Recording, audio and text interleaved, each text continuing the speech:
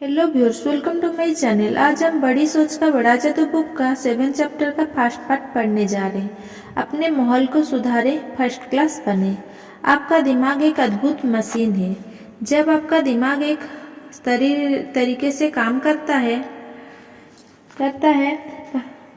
तो यह आपको असाधारण सफलता के रास्ते पर आगे ले जा सकता है।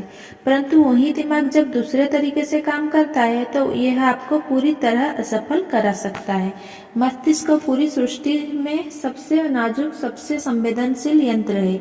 आइए देखें कि मस्तिष्क में जो विचार आते हैं वह क्यों आते हैं। करोड़ों लोग अपने खान पान का ध्यान रखते हैं। अमेरिका को कैलोरी गिनने वालों का देश कहा जाता है। हम विटामिन, मिनरल और दूसरे भोज्य पूरकों पर करोड़ों डॉलर खर्च करते हैं और हम सब जानते हैं कि हम ऐसा क्यों करते हैं। पोषण पर हुए शोध से हमने ये जाना है कि शरीर को हम जो आहार देते हैं उसका शरीर पर अच्छा या बुरा प्रभाव पड़ता है। शारीरिक स्टेमिना, बीमारी से बचाव, शरीर का आकार, यहाँ तक कि हम कितना लंबा जिएंगे, इन सब का संबंध हमारे खान पान से होता है।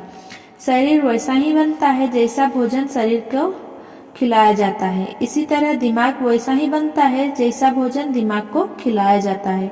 दिमाग का भोजन पैकेटों या डिब्बों में नहीं आता और आप इसे किसी स्टोर में नहीं खरीद सकते। आपका माहौल ही आपका दिमागी भोजन है और इसमें वही विटामिन चीजें आ जाती है जिनसे आपका चैनल और चेतन और अवचेतन मन विचार प्रभावित होता है। हम किस तरह का दिमागी भोजन करते हैं, इससे हमारी आदतें, रवैये और व्यक्तित्व निर्धारित होते हैं। हम में से हर एक को कोई न कोई खास क्षमता विरासत में मिली है जिसका विकास हम कर सकते हैं, परंतु हम उस क्षमता को कितना और किस तरह विकसित कर पाते हैं यह हमारे दिमागी भोजन पर निर्भर करता है। मस्तिष्क पर माहौल का बहुत प्रभाव पड़ता है जिस तरह की शरीर पर भोजन का पड़ता है। आपने कभी सोचा कि अगर आप अमेरिका की जगह किसी दूसरे देश में पैदा हुए होते तो आप किस तरह के इंसान होते? आपको कौन सा खाना पसंद होता? आप कैसे कपड़े पहनना पसंद करते हैं? आपको कौन से मनोरंजन ज्यादा अच्छे लगते हैं? आप किस तरह की नौकरी कर रहे होते? आपका धर्म कौन सा होता? आप इन सभी सवालों के जवाब नहीं दे सकते, परंतु एक बात तो तय है कि अगर आप किसी दूसरे देश में बड़े हुए होते तो आप एक बिल्कुल ही अलग तरह के इंसान होते। क्यों? क्योंकि आप एक अलग माहौल में रह रहे होते और आप उससे निश्चित रूप से प्रभावित हुए होते। जैसा कहा जाता है, कोई भी इंसान अपने आसपास के माहौल का प्रोडक्ट होता है। इसे ध्यान से समझ ले। माहौल हमें आकार देता है, हमें सोचने का तरीका देता है। आप एक भी ऐसी आदत नहीं गिना सकते जो अपने दूसरे से ना सीखी हो। छोटी छोटी चीजें जैसे आपकी चाल, खांसने का तरीका, कप पकड़ने का अंदाज, आपका संगीत, साहित्य, मनोरंजन, कपड़ों का शौक, सभी हमारे माहौल की देन है। इससे भी ज्यादा महत्वपूर्ण यह है कि आपकी सोच का आकार, आपके लक्ष्य की ऊंचाई, आपका रवैया और आपका समूचा व्यक्तित्व आपके माहौल द्वारा तय किया जाता है। अगर आप नकारात्मक लोगों के साथ ज्यादा समय तक रहेंगे तो आपकी सोच नकारात्मक हो जाएगी। छोटे लोग के साथ निकट संपर्क रहने पर अपनी छोटी आदतें आ जाएगी। दूसरी ओर बड़े विचारों वाले लोगों के साथ रहने पर आपकी सोच का स्तर भी ऊंचा हो जाएगा। महत्वाकांक्षा लोगों के निकट संपर्क में रहने पर अपने आप में भी महत्वाकांक्षा आ जाएगी। विशेषज्ञ सहमत है कि आप आज जिस तरह के इंसान हैं, आज आपका व्यक्तित्व या महत्वाकांक्षा या स्टेटस जैसा भी है, यह आपके मनोवैज्ञानिक माहौल के कारण है। और विशेषज्ञ यह भी मानते हैं कि आप आज से 5, 10 या 20 साल बाद क्या बनेंगे, यह भी पूरी तरह आपके भविष्य के माहौल पर निर्भर करता है। आप महीनों और सालों तक बदलते रहेंगे, हम इतना तो जानते ही हैं, परंतु आप किस तरह बदलेंगे यह आपके भावी माहौल पर निर्भर करता है। उस दिमागी भोजन पर निर्भर करता है जो आप अपने आप को खिलाएंगे। आइए देखते हैं कि हम संतुष्टि और समृद्धि के लिए अपने भावी माहौल को किस तरह अपने मनमाफिक बना सकते हैं। पहला काम, सफलता के लिए खुद को ढालें। ऊंचे स्तर की सफलता की राह में सबसे पहली बाधा यह भावना है कि महान सफलता हमारी पहुंच के बाहर है। यह रवैया ढेर सारी दमनकारी शक्तियों से उपजता है जो हमारी सोच को औसत स्तर का बनाए रखती है। इन दमनकारी शक्तियों को समझने के लिए हमें अपने बचपन की तरफ नजर डालनी होगी। बचपन में हम सभी के लक्ष्य काफी ऊंचे हुआ करते हैं। बहुत छोटी उम्र में ही हम अनजान को जीतने की योजनाएं बनाते हैं, लीडर बनने की, ऊंचे महत्व के पद हासिल करने की, रोमांचक काम करने की, अमीर और प्रसिद्ध बनने की। संक्षेप में हम चाहते हैं कि हम पहले नंबर पर हो, सबसे बड़े और सबसे श्रेष्ठ बन जाएं, और अपने अज्ञान में हम साफ रास्ता देख सकते हैं कि हम इन लक्ष्यों को हासिल कर लेंगे। परंतु होता क्या है, इसके पहले कि हम उस उम्र में आए जब हम अपने महान लक्ष्यों की तरफ आगे कदम बढ़ा सकें, बहुत सी दमनकारी शक्तियां हम पर हावी हो जाती। हर तरफ से हम सुनते हैं सपने देखना मूर्खता है, और यह कि हमारी विचार अव्यावहारिक, मूर्खतापूर्ण, नादानी भरे या बकवास है, कि सफल होने के लिए आपके पास ढेर सारा पैसा होना चाहिए, कि आप सफल तभी हो सकते हैं जब या तो आपकी किस्मत अच्छी हो, या फिर आपके बहुत से महत्वपूर्ण दोस्त हो, या आप अभी ज्यादा बूढ़े या ज्यादा युवा हो। आप आगे नहीं पढ़ सकते, इसीलिए कोशिश करने से कोई फायदा नहीं। भला प्रचार आपके दिमाग पर बमबारी करके उसे ध्वस्त कर देता है, और इसका परिणाम यह होता है कि ज्यादातर लोगों को 3 समूहों में बांटा जा सकता है।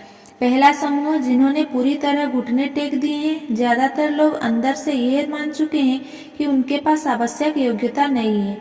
असली असफलता, असली उपलब्धि दूसरे के लिए है, जो किसी मायने में आपसे ज्यादा भाग्यवान या तकदीर वाले हैं।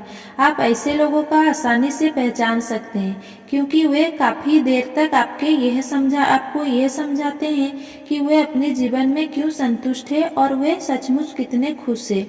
एक बहुत बुद्धिमान व्यक्ति है जिसकी उम्र 32 साल है। उसने अपने आप को एक सुरक्षित परंतु औसत नौकरी के पिंजरे में कैद कर लिया है, और कुछ समय पहले उसने मुझे घंटों तक यह समझाया कि वो अपने काम से पूरी तरह संतुष्ट है। उसने तर्क दिए, बड़े अच्छे तर्क दिए, परंतु वह जानता था कि वह हकीकत नहीं है। दरअसल वो चाहता तो यह था कि उसे भी चुनौतीपूर्ण स्थितियां मिले, जिनका सफलतापूर्वक सामना करके वो आगे बढ़ सके और अपनी क्षमताओं को विकसित कर सके। परंतु दमनकारी शक्तियों की बहुतायन के कारण उसे इस बात का विश्वास हो चला था कि वह बड़े काम करने की काबिल नहीं है। यह समूह वास्तव में उस नौकरी बदलने वाले समूह का ठीक उल्टा है, जो अपनी हर नौकरी से असंतुष्ट रहता है और लगातार नौकरियां बदलता रहता है।